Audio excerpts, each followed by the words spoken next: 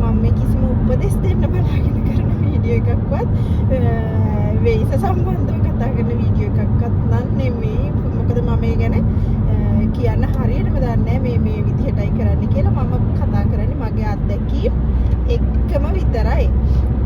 ඉතින් ස්වීඩන් රටට student visa වලට එන කෙනෙකුට ඩිග්‍රී එක කම්ප්ලීට් කරාන් පස්සේ අපිට මෙහි ලැන්ග්වේජ් එක මුලින්ම ඉගෙන ගන්න ඕනේ. මෙහි ජොබ් එකක් කරන්න නම් අනිවාර්යයෙන්ම මෙහි භාෂාව ඉගෙන ගන්නම ඕන. ඒක තමයි මෙහි මූලිකම දේ. මොකද මෙහි භාවිතා කරන්නේ ස්වීඩිෂ් කියන භාෂාව විතරමයි.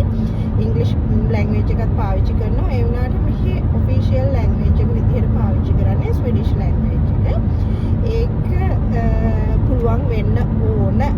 ඉතින් මෙහි එන හැමෝටම අවුරුදු දෙකක තියෙනවා ගවර්න්මන්ට් එකෙන්ම ස්කූල් අපිට ගිහින් ඉගෙන ගන්න පුළුවන්. ඉතින් ඒ අවුරුදු දෙකේ තියෙන කෝස් එක ඇත්තටම අපිට අවුරුදු දෙකක්ම කරන්න ඕන නැහැ. ඔය කෙනෙක් ඒකට දක්ෂයි නම් ලැන්ග්වේජ් එකක් ඉගෙන ගන්න. ඒ කෙනාට පුළුවන් ඒක මාස 10න් උනත් ඉවර කරන්න. මම මාස 10න් ඉවර කරපු කෙනෙක්. ඉතින් ඒ හින්දා මම ඒකේ අත්දැකීම දන්නවා. සමහර කෙනෙක් ඉන්නවා අවුරුදු දෙකක් ඊට වඩා වැඩි ප්‍රමාණයකට යන අය. ඉතින් මේක ස්වීඩිෂ් ලැන්ග්වේජ් එක ඇත්තටම ඉංග්‍රීසි වලට සමානව යන පැරලල් යන භාෂාවක්. ඉංග්‍රීසි දන්න කෙනෙකුට ඒක අපහසුයක් වෙන්නේ නැහැ ඉගෙන ගන්න. ග්‍රැමර් පැත්තෙන් ගත්තත් ඒක අපි හැම වචනයක්ම තේරුම දැනගන්න ඕන. ඒ අමතරව අපිට ග්‍රැමර් පැත්තෙන් ගත්තාම ඉංග්‍රීසි සහ ස්වීඩිෂ් භාෂාව ඇත්තටම සමානව යන්නේ. ඉතින් එහෙම කතා කරද්දී ඊට පස්සේ මෙහි ලැන්ග්වේජ් එක ඉගෙන ගත්තායින් පස්සේ අපිට පුළුවන් ඇප්ලයි කරන්න කැමති සබ්ජෙක්ට් එකක් ඉගෙන ගන්න. මගේ පැත්තෙන් කතා කරොතින් මම ඇත්තටම ආස වුණේ ස්කෝලේක ටීචර් කෙනෙක් විදිහට වැඩ කරන්න. මොකද ඒක මට බබාලා 3 දෙනෙක් ඉන්න නිසා මම හිතුවා ඒක මට පහසුයි කියලා. මොකද පොඩි බබාලත් එක්ක මම හොස්පිටල් එකක වගේ ඒ වගේ ජොබ් එකක් තෝරගත්තොත් ඒක අමාරුයි. මොකද එතකොට නයිට් වැඩ කරන්න වෙනවා. ඉතින් මං හිතුවා මෙහි තියෙන සිස්ටම් එකත් එක්ක මට ඒක පහසුයි කියලා. ඒ නිසා තමයි මම ඒක තෝරගත්තේ. ඒක කොහොමද කියලා කියනවා නම් අපි මෙහි මුලින්ම ලැන්ග්වේජ් එකක් විදිහට O level මට්ටමින් ස්වීඩිෂ් ඉගෙන ගන්න ඕනේ. ඒක පාස් වෙන්න ඕන. ඒක පාස් වුණාම අපිට A level මට්ටමේ ස්වෙන්ස්කා ලැන්ග්වේජ් එක තියෙනවා. ඊට පස්සේ ස්වෙන්ස්කා A level මට්ටමේ එකත් පාස් වෙන්න ඕන. ඒ අමතරව මම කියන්න ඕන අපි ලංකාවේ A level O level කරලා තියෙනවනේ ඒ හැම සර්ටිෆිකේට් එකක්ම මෙහෙට වැලිඩේෂන් කරන්න පුළුවන්. හැම එකක්ම ඉංග්‍රීසි ඇරෙන්න ඉංග්‍රීසි මෙහි කරන්න ඕන. ලංකාවේ ඉංග්‍රීසි මෙහි වැලිඩේෂන් කරන්නේ නැහැ. ඉතින් ඒ අමතරව maths science history social science එතකොට A level සබ්ජෙක්ට් මං කරේ ලංකාවේ බයොලොජි කෙමිස්ට්‍රි ෆිසික්ස් ඒව පවා මෙහි වැලිඩේෂන් කරනවා. ඒ වැලිඩේෂන් කරාම අපිට ආයි A level O level මෙහි කරන්න ඕනේ. කරන්න ඕන එකම දේ ඉංග්‍රීසි and ස්වෙන්ස්කා දෙක විතරමයි. ඉතින් මම මේක ඉගෙනගත්ත විදිහ කතා කරොත් මම O level ස්වෙන්ස්කා පාස් වෙලා ඒක මම මාස 10කින් ඉවර කරා. ඊට පස්සේ A level ස්වෙන්ස්කා ඉවර කරා. ඊට පස්සේ අපිට ඇප්ලයි කරන්න පුළුවන් යුනිවර්සිටි එක අපි කොයි දේද ඉගෙන ගන්න කියලා. ඒ ඉගෙන ගන්න එකේ මම තෝරගත්තේ ටීචින් කියන සබ්ජෙක්ට් එක. ඒ කියන්නේ ටීචර් කෙනෙක් වෙන්න ඉගෙන ගත්තා. ඉතින් ඒක මෙහි ටීචර් කෙනෙක් වෙන්න ඉගෙන ගන්න ලංකාවේ වගේ ඕනම ඩිග්‍රී එකක් තුනට ටීචර් කෙනෙක් වෙන්න බෑ. ඒකට වෙනම අවුරුදු 3ක ඩිග්‍රී එකක්. ඉතින් ඒක ඉවර කරන ඕන කෙනෙකුට මෙහි ඕනම තරම් වේකන්සිස් තියෙනවා. ඒක කියන්නත් ඕන තරම් වේකන්සි තියෙනවා. අපිට ඇප්ලයි කරන්න කැමති ස්කූල් එකකට. මම ඉගෙන ගන්න කාලෙත් මම වැඩ කරා. එතකොට මම වැඩ කරා ඇත්තටම ප්‍රයිමරි ස්කූල්. මෙහි ප්‍රයිමරි ස්කූල් කියලා මෙහි ප්‍රයිවට් ස්කූල් නැහැ. ඔක්කොම තියෙන්නේ ගවර්න්මන්ට් ස්කූල්. ප්‍රයිවට් ස්කූලුත් තියෙනවා. ඒක හරිම පොඩි ප්‍රමාණයක් තියෙන්නේ. ඒ තියෙන්නේ ඔක්කොම ගවර්න්මන්ට් ස්කූල්. ඒ කියන්නේ අපේ ගවර්න්මන්ට් ජොබ් එකක් තමයි අපිට හම්බ වෙන්නේ. ඉතින් මම ස්ටඩීස් කරන කාලෙත් වැඩ කරා. එතකොට ප්‍රයිමරි විදිහට මම ප්‍රයිමරි ටීචර් කෙනෙක් විදිහට තමයි වැඩ කරේ ඉගෙන ගන්න කාලේ. ඊට පස්සේ ඒ වැඩ කරන අතරතුරේ තමයි මම ආයි ඉගෙන ගත්තේ. ඉතින් ඒ අපිට ගොඩාක් පහසුකම් තියෙනවා මෙහි ඉගෙන ගන්න සිටිසන් කෙනෙක් විදිහට. මොකද මම මෙහෙට පර්මනන්ට් රෙසිඩන්ස් වලට තමයි කෙලින්ම ආවේ. ඒ හින්දා මට කිසිම දෙයකට මට මුදල් ගෙවන්න අවශ්‍ය වුණේ නැහැ. අවුරුදු 2කට පස්සේ මට සිටිසන් හම්බ වුණා. ඉතින් ඒම හැමෝටම එහෙම වෙන්නේ නැහැ. මොකද ස්ටුඩන්ට් වීසා එකක් යට දෙන කෙනෙකුට මුලින්ම ස්ටුඩන්ට් වීසා අවුරුදු 2ක් විතර ඉඳලා ඊට පස්සේ පර්මනන්ට් වීසාත් අවුරුදු 2ක් හරි 3ක් හරි ඉඳලා ඊට පස්සේ තමයි අවුරුදු 5 සම්පූර්ණ වුණාම සිටිසන් ගන්න පුළුවන්. ඒක ඩිපෙන්ඩ් වෙනවා පවුලේ තමන්ගේ කෙනෙක් ඉන්නවා නම් මේ රටක හස්බන්ඩ් හරි වයිෆ් හරි අවුරුදු 18ට අඩු ළමයි ඉන්නවා නම් අම්මට තාත්තට තියෙනවා නම් ඒගොල්ලන්ට ගන්නත් පුළුවන් සිටිසන්ෂිප් එක. ඒ නිසා තමයි මම කෙලින්ම මේ රටට එනකොට මට පර්මනන්ට් වීසා හම්බ වුණේ. ඉතින් ඒක ඩිපෙන්ඩ් වෙනවා ඔයගොල්ලෝ එන්නේ මොන වීසා එකද කියන එක යටතේ.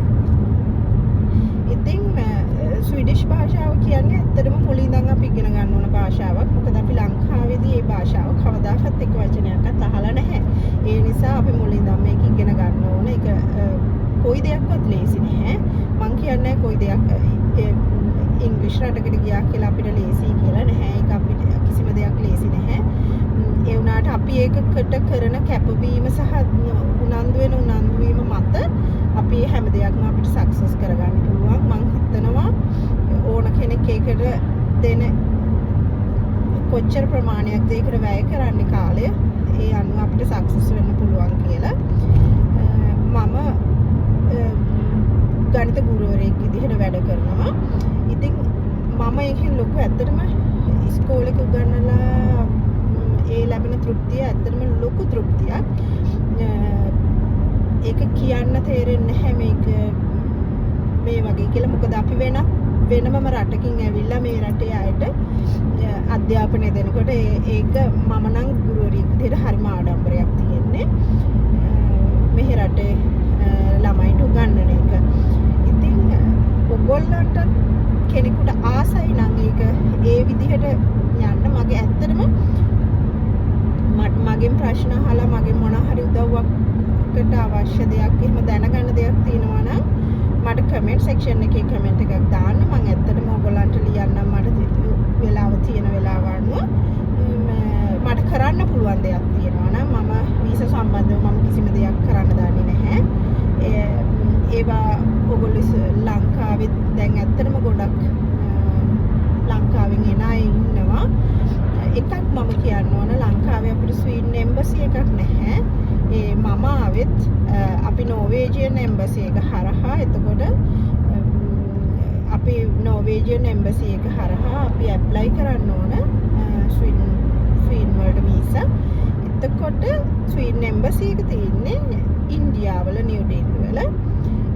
එතකොට අපි ඇප්ලිකේෂන් ෆිල් කරලා ඒ ඔක්කොම අපි